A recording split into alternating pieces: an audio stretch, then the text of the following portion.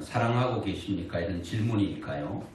이 질문에 대한 우리는 답을 해야 되는데, 오늘 우리 찬양대가 제가 이 창세기 29장 20절이잖아요. 야곱에 대한 얘기인데, 우리가 얘기한 것도 아니에요. 그런데 그 찬양을 해줬어요. 야곱의 주께 부르짖네. 그러면서 후렴 보니까 변함없으신 동일하신 주, 치유하셨고 치유하시네. 이렇게 찬양을 했습니다. 그렇습니다. 오늘 이 본문의 내용은 이제 다 알고 계시지만은 그래도 또 잘 모르시는 분들을 위해서 간단하게 설명을 드리겠습니다. 우리가 이제 책을 보면 그런 내용이 있지 않습니까? 바람과 햇빛의 그 힘의 대결. 여러분들이 학교 다닐 때 그 책에서 보셨을 것입니다. 또 우리는 평상시에 그런 얘기들을 많이 합니다. 힘을 대결할 때가 많습니다. 그런데 바람과 햇빛 이 두 가운데서 여러분들은 무엇이 이긴다고 생각합니까? 이 바람과 햇빛이 네가 힘이 센가 내가 힘이 센가 무엇을 알아보는 거예요? 저 길을 가고 있는 나그네의 외투를 벗기기 힘의 대결입니다. 바람이 저 나그네의 외투를 벗기면 바람이 이기는 것이고 바람이 힘이 센 것이고, 그리고 햇빛이 저 나그네의 외투를 벗기면 햇빛이 힘이 세고 이기는 거죠. 여러분, 누가 이기고 누가 졌습니까? 우리가 상식적으로는 바람이 강력한 토네이도 같은 바람을 불어버리면 옷을 벗길 수 있을 것 같지만 완전히 역설적으로 힘이 세 보이는 바람이 이긴 게 아니라 약해 보이지만 따뜻한 햇빛이 이겼다. 그것이 결론이 아니겠습니까? 그렇습니다, 여러분. 우리가 어떻게 보면 내가 가지고 있는 강력한 힘이 무엇을 무너뜨리고 녹아뜨리고 변화시킬 것 같지만 역설적으로 약해 보이고 부족해 보이고 연약해 보이는 것이 오히려 힘이 더 강하다라고 하는 것을 우리는 느끼게 되는 거죠. 자, 오늘 본문의 말씀 보면 이삭이라는 남자와 리브가라고 하는 여인이 결혼했습니다. 그 이삭과 리브가 사이에 누가 태어난가 하면은 바로 두 아들이 태어나는데 큰 아들이 에서고 둘째 아들이 야곱입니다. 오늘은 큰 아들 얘기하려고 하는 게 아니라 둘째 아들 야곱에 대한 얘기를 하려고 합니다. 자, 야곱의 어머니 리브가가 이삭과 결혼했는데 아기를 갖지 못하는 거예요. 그래서 오늘 25장 21절에 보니까 이삭이 그의 아내가 임신하지 못함으로 그를 위하여 여호와께 간구하매 여호와께서 그의 간구를 들으셨으므로 그의 아내 리브가가 뭐 했다고요? 임신을 하게 됩니다. 자기 아내가 결혼했는데 아기를 갖지 못하는 거예요. 그래서 이삭이 자기 아내 리브가를 위해서 하나님 귀한 생명 달라고 매달리고 간구했더니 자기 아내 리브가가 아기를 가지게 됐다. 그래 리브가가 이제 아기를 가지는데 이 아기가 얼마나 번잡스러운지 이 속에서 계속 권투하고 축구하고 싸우는 거예요. 남다른 싸움이 일어난 거예요. 22절에 보니까 그 아들들이라고 보니까 바로 쌍둥이 아니겠습니까? 아들들이 그의 태 속에서 서로 싸우는지라 실험을 하는 거예요. 둘이니까 자꾸 실험하기 좋지 않습니까? 날마다 실험을 하는 거예요. 그가 이르되 이럴 경우에는 내가 어찌할꼬 하고 가서 여호와께 여짜오되 또 하나님께 물었다는 거예요. 리브가가 하나님 내 뱃속에 있는 애 둘이가 날마다 실험하는데 이게 어찌된 일입니까? 이렇게 물었더니 하나님께서 답을 주시는데 23절입니다. 여호와께서 그에게 이르시되 두 국민이 내 태중에 있구나. 두 민족이 내 복중에서 나누이리라. 이 족속이 저 족속보다 강하겠고 큰 자가 어린 자를 섬기리라 하셨더라. 자, 너희 뱃속에 두 명이 실험을 하고 있는데 큰 애가 있고 작은 애가 있지 않겠습니까? 먼저 나온 애는 큰 애가 되고 뒤에 나온 애는 둘째가 되는데 자, 성경에 보니까 나오고 보니까 큰아들이 예수입니다. 나오고 보니까 형의 뒷다리를 잡고 나왔는데 보니까 둘째 야곱입니다. 자, 이렇게 성경에는 리브가에게 태 속에 있을 때부터 하나님께서 분명하게 말씀합니다. 큰 자가 작은 자를 섬기게 된다. 즉 형인 예수가 동생인 야곱을 섬기게 된다라고 하는 확실히 하나님께서 둘째 아들인 야곱에게 복을 주시기로 이미 작정을 하셨어요. 그러면 이제 어머니 뱃속에서 때가 되어서 태어났습니다. 예수가 태어나고 또 동생 형이 태어났는데 문제는 태어나 보니까 자기가 동생이 된 거예요. 이스라엘 나라에는 장자에게 받는 축복이 우리나라에도 장자에게 주는 엄청난 게 있지 않습니까? 지금은 그렇지 않지만 과거에는 큰아들에게 많은 것을 줬습니다. 열아들이 있다면 큰아들이 거의 10분의 9를 받고 이 10분의 1을 가지고 9명이 나누어서 가질 정도로 장자의 특권이 있었어요. 장자의 특권. 이스라엘 나라도 그랬어요. 이스라엘 나라는 장자의 특권이 뭔가 하면 장자가 받는 엄청난 복이 있어요. 그 두 번째 복이 장자에게는 아버지가 축복을 하면 그대로 축복을 받는 축복권이 장자에게 내려갔습니다. 아버지의 축복을 받을 수 있는 그 권리를 가지고 있었단 말이에요. 야곱이 보니까 이게 형에게 다 넘어가게 생겼어요. 형이 장자니까. 형의 장자의 축복을 어떻게 빼앗을까? 성경에 보면 창세기 25장에 보면 형이 배고픔을 알고 팥죽을 쏘가지고 형에게 팥죽과 장자권을 바꾸는 속이는 일이 일어납니다. 자, 이제 장자권을 형으로부터 빼앗았습니다. 강제적으로. 그리고 두 번째는 시력이 떨어진 아버지에게 가서 축복해달라고 해서 또 축복까지 빼앗았습니다. 여기에 불이 난 형 예수가 동생 야곱을 죽이러 칼을 들고 난리를 치니까 어머니가 야곱에게 그렇게 말합니다. 너 형네 이러다가 너 잃고 형도 이렇게 되겠다. 내가 두 아들을 동시에 잃을 수 없으니까 너는 지금 잠깐 내 오빠집 오라버니 외삼촌 너의 외삼촌 집 밧단 아람으로 가서 며칠 동안만 형이 노가 풀릴 며칠 동안만 있다가 내가 다시 기별하면 돌아오라 이렇게 약속을 하고 야곱은 집을 떠나게 됩니다.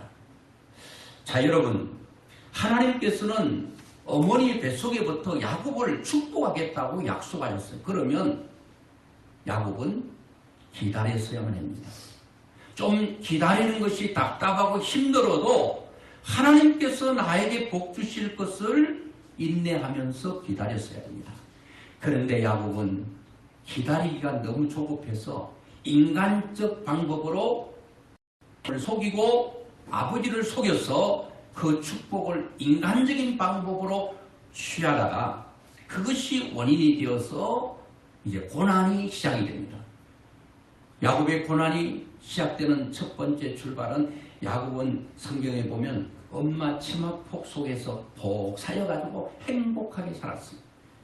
그리고 팥죽을 쓰면 같이 팥을 갈고 또 팥죽을 적고 해서 맛있는 팥죽 끓여가지고 엄마하고 엄마 한 입, 내 한 입 서로서로 먹으면서 행복하게 살았는데 이 인간적 방법으로 축복권을 가로채다가 형이 동생을 죽이려고 칼을 들고 난리를 치니까 죽지 않기 위해서 도망가는 그것이 바로 야곱에게는 집사람이 바로 들사람이 되는 자체가 야곱에게는 고통이 시작되는 것입니다. 쉽게 말하면 집에서 살림하고 뜨개질하고 바느질하는 것이 너무너무 좋고 이게 취미고 내 기쁨인데 어느 날 이게 싹 인생이 뒤집어져 가지고 바로 들로 산으로 뛰어다니면서 사냥을 하고 이렇게 들 사람이 돼야 된다고 한다면 그런 여인이 있다면 그때부터 이 여인은 고통과 고난이 시작되는 것입니다. 바로 야곱의 삶이 그렇게 된 거예요.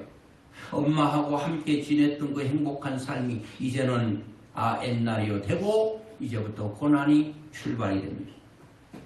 가다가 지금 이런 삶이 아닙니다. 완전히 그냥 맹수가 우울거리는 광야를 통과하고 외삼촌 집으로 가는데 너무너무 두렵고 무서운 거예요. 거기서 이제 창세기 28장에서 하나님을 만나게 되는데 그거는 좀 이따가 말씀을 드리려고 합니다. 어떻게 천신만고 끝에 외삼촌 라반 집에 도착이 됐습니다. 그것도 은혜지요. 죽지 않고 맹수에게 물리지 않고 정갈에 쏘여가지고 죽지 않고 불뱀에 물려서 죽지 않고 자기의 생명을 그대로 보존하면서 외삼촌 집에 도착했는데 외삼촌 집에 가서 일을 하는데 너무 일이 많은 거예요. 완전히 이제 생질인데 외삼촌에게는 라반에게는 생질인데 외삼촌이 너무나도 일을 많이 시키는 거예요. 어느 정도 시키는가 하면 창세기 31장 40절 보니까 내가 이와 같이 낮에는 더위와 밤에는 추위를 무릅쓰고 눈붙일 겨를도 없이 지냈다. 여러분 눈붙일 겨를이 없는 거예요. 정신없게 외삼촌의 양이라든지 소라든지 그리고 모든 밭일과 논일을 하다 보니까 일이 너무 과부하가 걸려서 눈붙일 겨를이 없는 거예요. 그런 세월을 몇 년을 지낸가 하면 41절에 보니까 내가 외삼촌의 집에 있는 이 20년 동안 외삼촌의 두 딸을 위하여 14년, 외삼촌의 양떼를 위하여 6년을 이렇게 말합니다. 외삼촌에게 봉사한 거예요. 뭐 돈 받고 월급 받고 여러 번 한 거 아니에요. 그냥 봉사 차원에서 한 거예요. 외삼촌께서 내 품삯을 10번이나 바꿔가면서 완전히 그 노동 착취를 한 거죠. 외삼촌. 여러분, 야곱의 고난이라고 하는 것은 이 정신적인, 마음적인 고통이 있죠. 그게 뭐냐면 어머니와의 이별, 그리고 인간관계로부터 끊어짐에 대한 아픔, 이게 야곱에게 큰 고난의 한 가지 고난이었습니다. 또 한 가지는 정신과 그리고 마음의 고난과 더불어 어떤 고난이 시작됩니까? 외삼촌 집에서 육체적인 노동으로 말미암아 오는 고난이 야곱에게 있었습니다. 그것도 하루 이틀이 아니고 바로 20년이었습니다. 엄마는 뭐라고 말했습니까? 창세기 27장 44절에 보면 내 형의 노가 풀리기까지 몇 날 동안 그와 함께 거주하라. 엄마는 몇 날만 되면 너의 형의 분노가 풀릴 거라고 생각했는데 몇 날이 변해서 몇십 년이 됐습니까? 바로 20년이 된 겁니다. 20년 동안 야곱은 마음적으로 어머니를 봤다는 본문의 내용이 없습니다. 이것이 어떻게 보면 하나님의 뜻이 분명히 자기에게 있는데 인위적인 방법으로 그 뜻을 자기의 어떤 능력과 자기의 힘으로 그 축복을 끌어당기려고 하는 거기서부터 문제가 생기기도 하는 거죠. 그런데 이런 정신과 마음, 육체적인 큰 어려움이 있었는데 이런 상처, 여러분들도 살다 보면 뭐 야곱과 똑같은 상처는 아니다 하더라도 상처는 우리를 찔러대는 아픔이잖아요.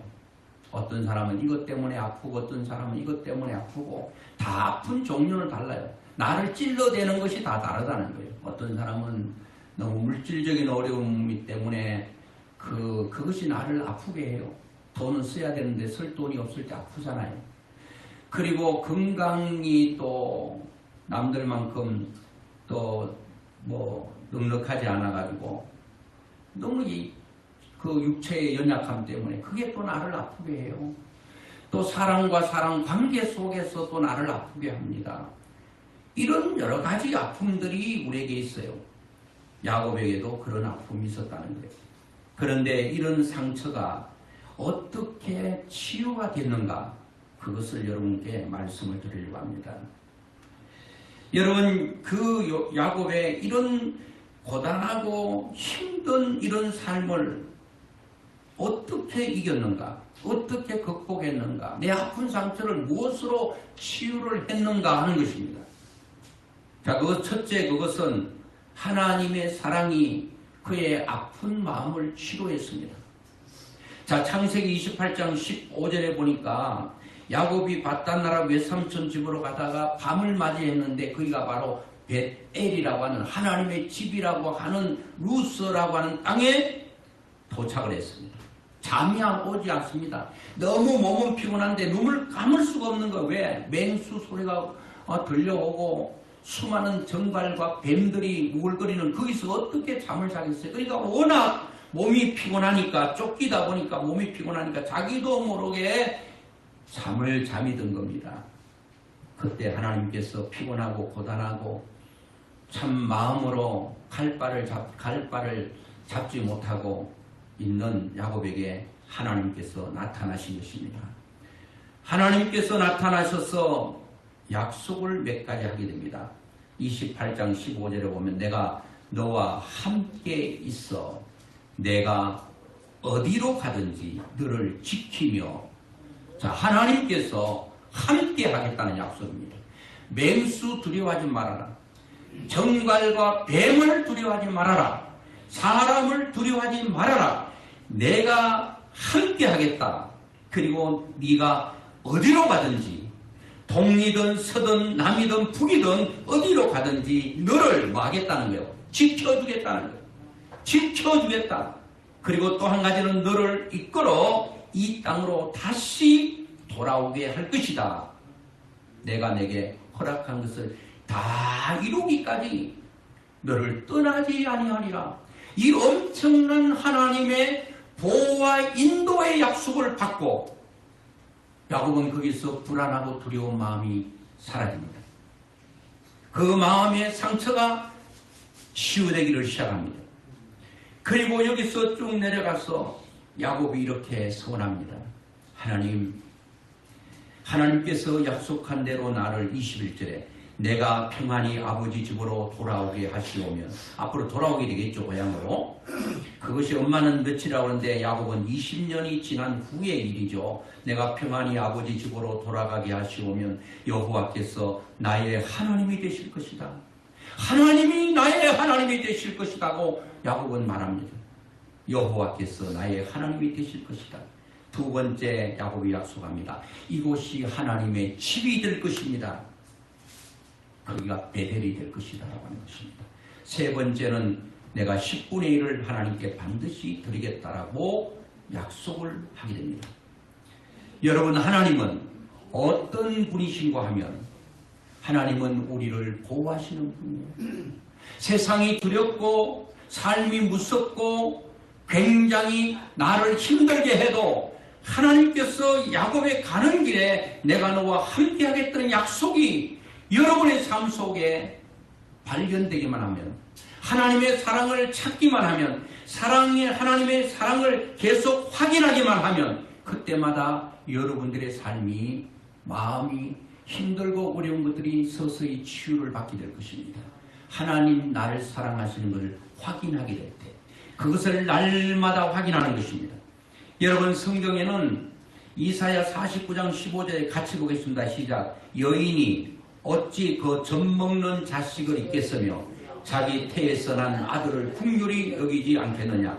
그들은 혹시 잊을지라도 나는 너를 잊지 아니할 것이라. 내가 너를 내 손바닥에 새겼고 너의 성벽이 항상 내 앞에 있나니. 아멘. 여러분, 어떤 엄마가 아기를 낳았습니다. 아기를 낳았는데 아기를 엄마는 잊을래야 잊을 수 없어. 왜? 몸이 알고 있는 거예요. 엄마가 아기를 낳으면 내 젖이 불어서 아기인데 먹여야 될 시간을 아는 것입니다. 엄마 젖이 불었을 때가 아기가 배고플 시점이에요. 하나님은 그런 정확한 타이밍을 엄마와 자식 사이에 연결시켜 둔 거예요. 그 정도로 내 몸이 내 아이를 기억할 수 있도록 그렇게 만드신 거예요. 여러분, 이거는 어떻게 잊을 수가 없는 거예요. 분리할 수 없는 거예요. 바로 자식과 엄마는 딱 붙어있는 결탁해 하고 있어요. 그런데 이렇게 결탁되어 있는 엄마가 아기를 잊을 수 없지만 잊는다 하더라도 나는 너를 잊지 않겠다. 얼마나 정확합니까? 엄마는 아기를 잊을 수가 없어요. 그런데 혹시라도 잊을 수 있다 하더라도 나는 너를 잊지 않는다. 너를 내 손바닥에 새겼다는 것은 손바닥은 여러분 제일 가까이서 제일 잘 보이는 거잖아요. 이렇게 들면 보이는 거잖아요. 너 항상 너를 기억하겠다. 오늘 여러분들의 아픔과 고통과 두려움과 이 모든 어려움은요, 하나님께서 나를 사랑하신다라고 하는 것을 확인될 때마다 우리는 치유가 일어나는 것입니다. 여러분 한번 경험해 보십시오. 하나님 날 사랑하는 그 사랑이 내 마음속에 부어질 때 나는 내 아픔이 여러분 치유되는 것을 여러분도 느끼게 될 것입니다. 두 번째는 오늘 이 말씀을 여러분께 좀 드리려고 합니다. 둘째는 사람 사랑입니다. 요한복음 13장 34절에 새 계명을 너희에게 주노니 서로 사랑하라. 내가 너희를 사랑한 것 같이 너희도 서로 사랑하라. 서로 사랑하라고 말합니다. 그런데 야곱이 외삼촌 집에 갔습니다. 거기서 이제 하나님께서 야곱을 28장에 치료하셨고, 그렇지만 아직도 그의 삶이 고단하고 힘들어요. 계속 어려움이 오는 것입니다. 그때마다 20년의 그 고달픈 삶을 무엇으로 이길 수 있었는가? 그 모든 이전의 마음과 생각과 그리고 정신적으로 받는 고통, 그리고 육체적으로 오는 모든 고난을 무엇으로 극복하고 이길 수 있었는가? 오늘 본문 제가 같이 읽었지 않습니까? 29장 20절 같이 한번 보겠습니다. 시작. 야곱이 라헬을 위하여 7년 동안 라반을 숨겼으나 그를 사랑하는 까닭에 7년을 며칠같이 여겼더라. 이겁니다. 여러분, 상처, 치유는, 아픔은 무엇으로 치유되는가 하면 사랑입니다. 사랑인데, 예를 들어서 자식이 부모로부터 상처를 받았어요. 그런데 상처 준 사람이 상처를 입힌 사람에게 용서를 구하는 것이 가장 최선의 방법입니다. 그런데 나에게 상처를 준 사람이 부모이면 그분 세상 떠나서 나에게 내가 잘못했다 용서를 할 수가 없어. 그럼 그 상처를 가지고 있게 되잖아요. 그런데 그 누군가 나에게 넘치는 사랑 꼭 줘버리면요, 처음에는 상처받은 사람은 마음이 열리지 않아요. 마음이 닫혀있단 말이에요. 근데 그 누군가로부터 사랑을 충분히 받게 되면 사랑 주는 사람을 향하여 마음이 조금씩 열립니다. 열리면서 그 사랑을 받아들이게 돼요. 그런데 여러분, 모나고 잘못된 사람들 사랑해보세요. 사랑을 해도요, 받아들이잖아요. 오히려 자기를요, 막 그냥, 뭐라고 합니까? 놀리는 것처럼 받아들였어요. 나를 놀리나, 이렇게 말합니다. 그런데 그 사랑이 계속 지속되고 변함없이 되면요, 마음이 열리고 그를 사랑하게 됩니다. 야곱은 여기 7년이라고 했지만 자기 아내를 얻기 위해서 20년 동안 야곱은 그 20년이 눈붙일 겨를이 없고 힘든 삶이었지만 너무 행복한 거예요. 이 힘든 것도요, 기쁨과 즐거움을 하면, 물론 똑같은 힘든 거지만 기쁨을 하면요 훨씬 더 가볍다는 게 여러분 아시잖아요. 그런데 힘든 거를요 다 일로 생각하고, 그걸 다 고통으로 생각하고, 그걸 다 여러분 아픔으로 생각하면요 그것이 지긋지긋한 거예요. 야곱은 20년 동안 라헬, 후에 자기 아내가 됐던 라헬을 사랑하는 까닭에 20년이요 여러분 며칠처럼 언제 지나가 버린지 모르게 지나가 버렸다는 거예요. 우리는 사랑하면 우리의 세월이 70이든 80이든 그것이 순식간에 지나가는 것처럼 아픔이 남는 게 아니라 즐거움과 행복이 우리의 삶 가운데 남게 된다는 거예요. 그런데 문제는 여기 있습니다. 그 누군가 나를 사랑해주면 내가 치유가 되는데, 여러분, 사랑해주는 사람이 나를 사랑해야 사랑을 받을 수 있는데, 남편이든 아내든 서로 사랑을 해야 사랑을 받을 수 있는데, 그냥 사랑을 해주지 않으니까, 칼자루를 상대가 쥐고 있으니까 나에게 사랑해주세요 그런다고 사랑되는 거 아니거든요. 그런데 사랑을 그냥 해주면 감사한데 사랑을 해주지 않으면 내가 그를 사랑하면 되는 거예요. 반대로 말하면, 야, 저놈은 사랑할 수 없고, 야, 저런 사람을 어떻게 내가 사랑해야 된단 말인가 하는 사람이라 할지라도, 원수 같은 사람이라 할지라도 내가 그 사람을 사랑을 계속 하게 되면요, 어떤 일이 일어나는가 하면 그 사람을 사랑함으로 내가 치유가 됩니다.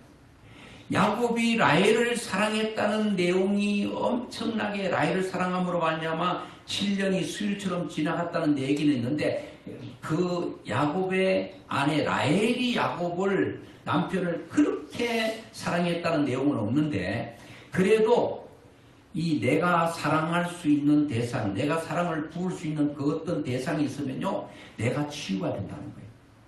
이거는 여러분 하실 수 있잖아요. 나를 미워하고 나를 싫어하는 사람에게 그냥 일방적으로 사랑을 계속 부어주는 거예요. 사랑은 뭐예요? 사랑은 관심이거든요.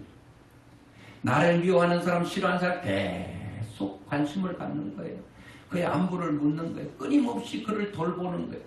끊임없이 내 마음을 그에게 흘러보내는 거예요. 그러면요, 사람은요, 여러분 감정적인 동물이고 영적인 동물이기 때문에 압니다. 이 사람이 나를 진정 사랑하는 마음의 문이 열립니다. 그러면 반드시 여러분, 물론 그 가운데 돌연변이가 있어요. 내가 수없는 사랑을 100을 부어줬는데도 이 인간은 알지도 못하고 1도 나에게 안 주네? 그런 사람이 있어요. 그런데 대부분 사람들은 사랑을 받으면 느끼는 거예요. 그리고 받았기 때문에 나도 모르게 그 사람을 사랑하게 되는 것이 사랑의 원리라는 거예요. 여러분 해보십시오. 여러분 남편이 거슬리고 여러분 그렇게 그냥 못마땅합니까? 계속 사랑을 흘려보내보세요. 말로 흘려보내고 아침에 일어나면 보기도 싫은데 잘 잤냐고 물어보고, 여러분 그래서 뭐 몸은 괜찮냐 물어보고, 밥 먹었냐 물어보고, 요즘 좀 몸이 좀 아프다 그러는데 어떠냐고 물어보고, 계속 관심을 가지면, 이거 이 사람이 갑자기 그렇게 안 하다가 하니까 이게 처음에는 뭐 사람 논리나 이렇게 생각합니다. 근데 계속 그것이 진정성이 들어가고 진정하면 이 사람이 나를 진짜 생각하네. 진짜 나를 하네. 그렇게 되면 마음의 문이 옵니다. 그러면 나를 사랑해주는 아내를 위하여 내가 무엇을 할까를 생각하게 됩니다. 그러면 그때 남편이 전에는 아니었는데 내가 남편에게 사랑을 막 쏟아부었더니 이 사랑이 찼더니 차면 어떻게 돼요? 흘러나게 돼 있잖아요. 넘치게 돼 있잖아요. 흘러 넘칠 때까지 계속 쏟아부어야 돼. 내가 왜 쏟아부어야 되는데? 이렇게 물으면 할 말이 없지만 그냥 쏟아붓는 거예요. 이게 하나님이 원하시는, 쏟아부어줘야 돼요. 여러분 그러면 내가 치유가 됩니다.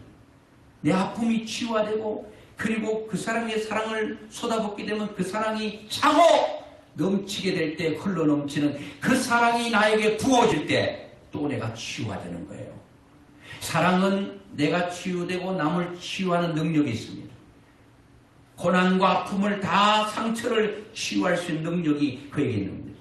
여러분 사랑을 받으려고 하는 피동적으로 안 주면 못 받잖아요. 그런데 여러분들이 칼자를 쥐시라고요. 여러분들이 사랑을 계속 쏟아붓게 되면 여러분 반드시 사랑은 부메랑이 되어서, 부메랑이 뭐 던지면 던진 사람을 오게 돼 있잖아요. 그냥 나는 날렸어요. 그냥 줬을 뿐이에요. 계속 관심을 갖고 계속 그를 여러분 돌볼 뿐이었는데 그 사람이 어느 날 깨닫는 거예요. 그리고 나에게 진정으로 사랑을 쏟아붓게 돼요. 그러면 여러분 치유가 되는 삶을 살게 됩니다. 아이고 왜 골치 아프게 사랑해야 됩니까? 여러분 그래야 치유가 일어나기 때문입니다. 내가 아픈 내가 치유가 되고 그 상처가 고쳐진다는 거예요. 내가 고쳐지고 남을 고치는 역사를 일으켜야 된다는 겁니다. 사랑의 힘은 굉장히 위대합니다. 사랑이 뭐라고 그랬습니까? 관심이라고 그랬죠. 미움은 뭐예요? 그 무관심이에요. 죽든지 말든지 먹든지 말든지 가든지 말든지 네 마음대로 해라. 이게 미움입니다. 이게 얼마나 큰 죄악인지 모릅니다. 부부가 자식과 부모 사이에 네가 뭘 하든지 이제부터 나는 노터치야. 이거만큼 비참한 게 없다는 거예요. 이거는 여러분 회사도 마찬가지, 친구와 친구 사이도 마찬가지, 목회자와 성도 사이도 마찬가지. 목사가 뭘 하든지 관심 없어. 성도가 어떻게 살든지 관심 없는 목회자. 이것은 하나님 앞에 큰 죄악이 되는 것입니다. 그렇기 때문에 무관심만큼 사람을 죽이는 독도 없는 것입니다. 사람을 죽이려면 간단합니다. 무관심해버리면 됩니다. 네가 뭘 하든지 나는 관심 갖지 않아. 여러분 14세기 100년 전쟁이 있었습니다. 영국 잉글랜드와 프랑스 사이에 지속적인 전쟁이죠. 여러분 전쟁을 100년 동안 한다고 생각해 보세요. 1세기 동안 전쟁을 할 때 얼마나 큰 아픔이 있었겠습니까? 그런데 프랑스의 칼렛이라고, 우리 쉽게 말하면 수원시라고 봅시다. 수원에 한 120만 명 되는데 이 프랑스의 칼렛시가 있는데 거기에 영국군에게 포위를 당해서 이제 항복을 했습니다. 그런데 이제 영국에서 프랑스 칼렛시는 이제 영국 왕 그 에드워드 3세에게 자비를 구하는 사절단을 파견했습니다. 이제 완전히 영국의 포로가 됐으니까 프랑스 사람들은 이제 완전히 이제 자유도 없고 노예가 되고 종이 됐잖아요. 그래가지고 이제 프랑스에서는 영국 그 에드워드 3세 왕에게, 영국 왕에게 이제 좀 살살 빌려간 거예요. 우리가 잘못했습니다.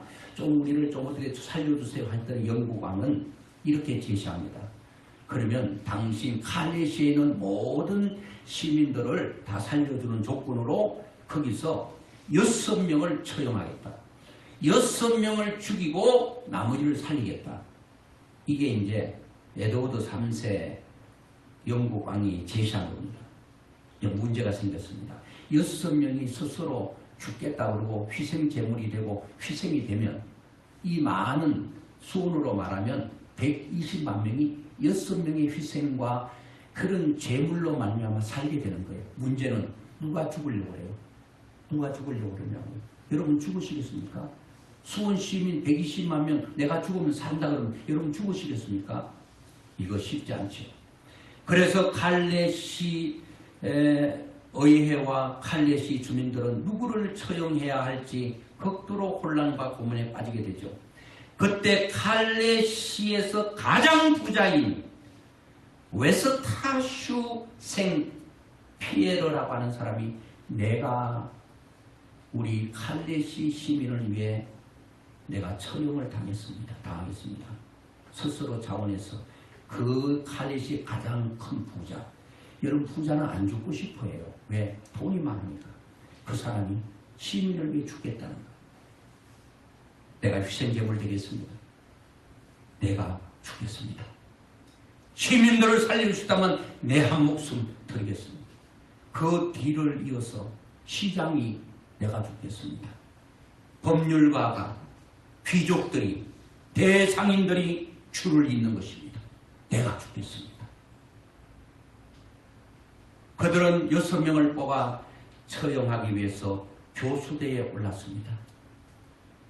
거기에 임신한 영국 왕비가 에드워드 왕에게 간청합니다. 저 사람들 저렇게 교수형 당한 죽어버리면 저들의 가족들이 얼마나 슬픔과 불행에 빠지겠습니까?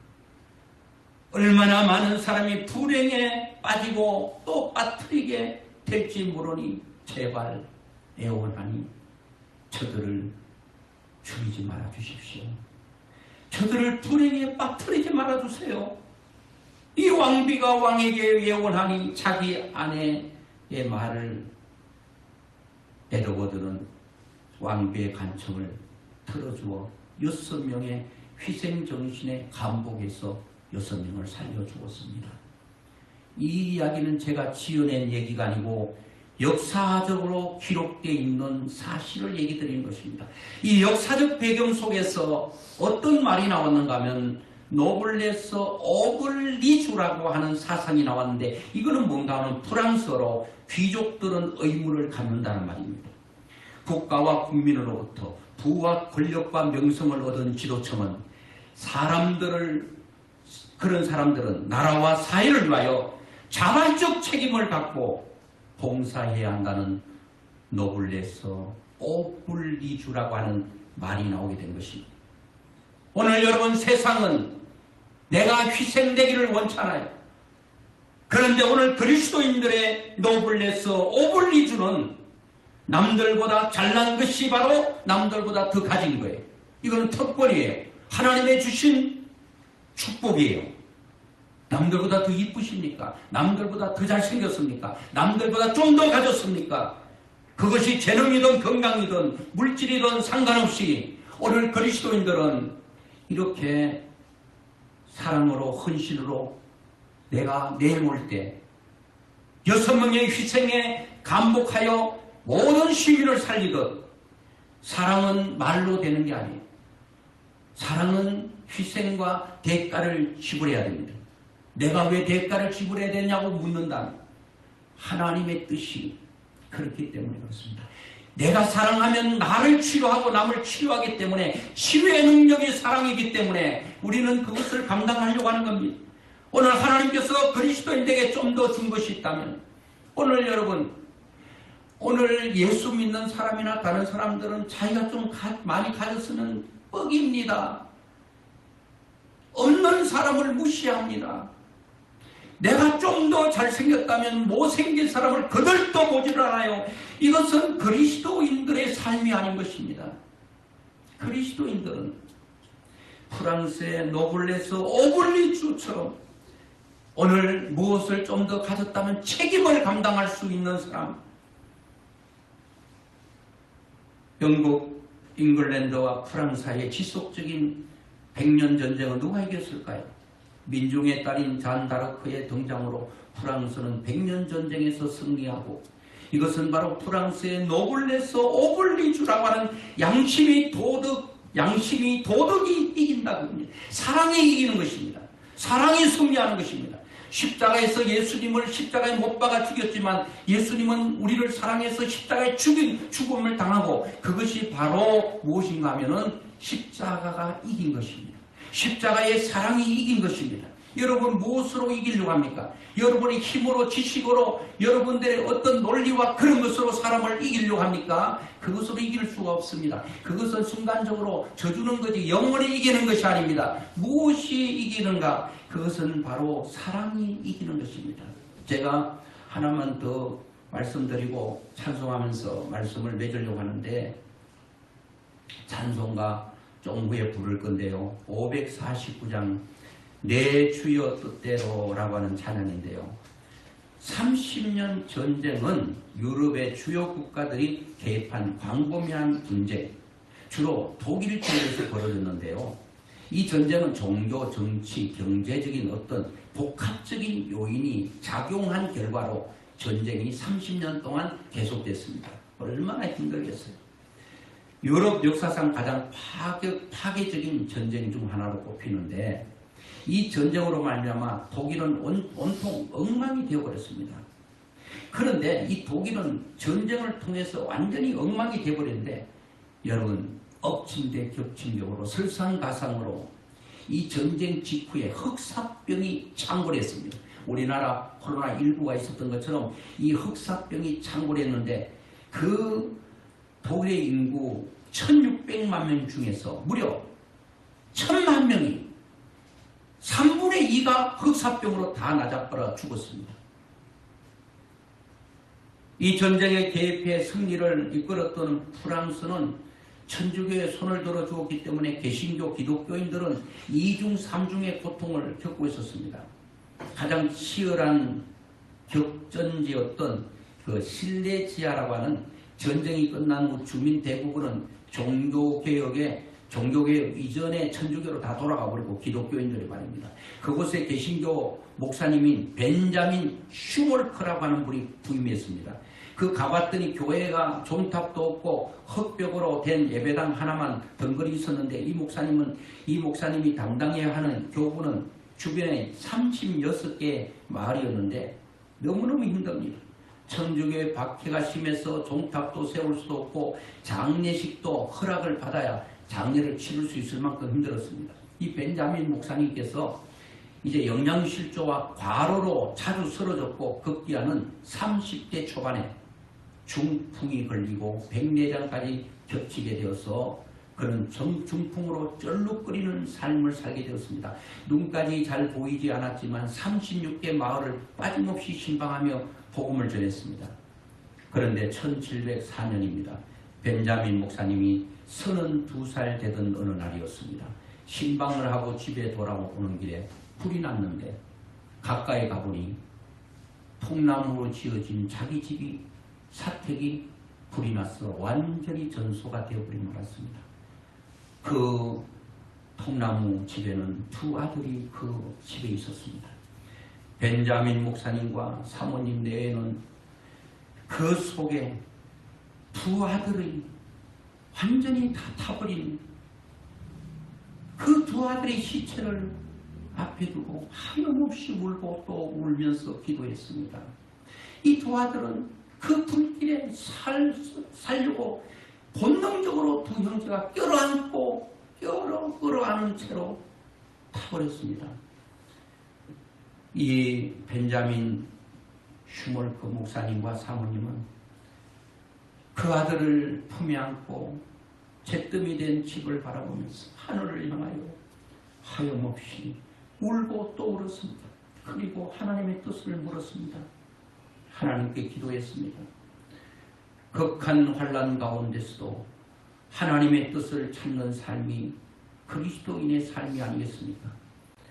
하나님의 뜻은 사랑이라고 한다면 왜 내가 사랑해야 되냐고 반문해서는 안 된다는 거죠. 울면서 기도하는 가운데 하나님의 음성이 들리고 위로의 마음이 들립니다. 그것을 기도로 적었습니다.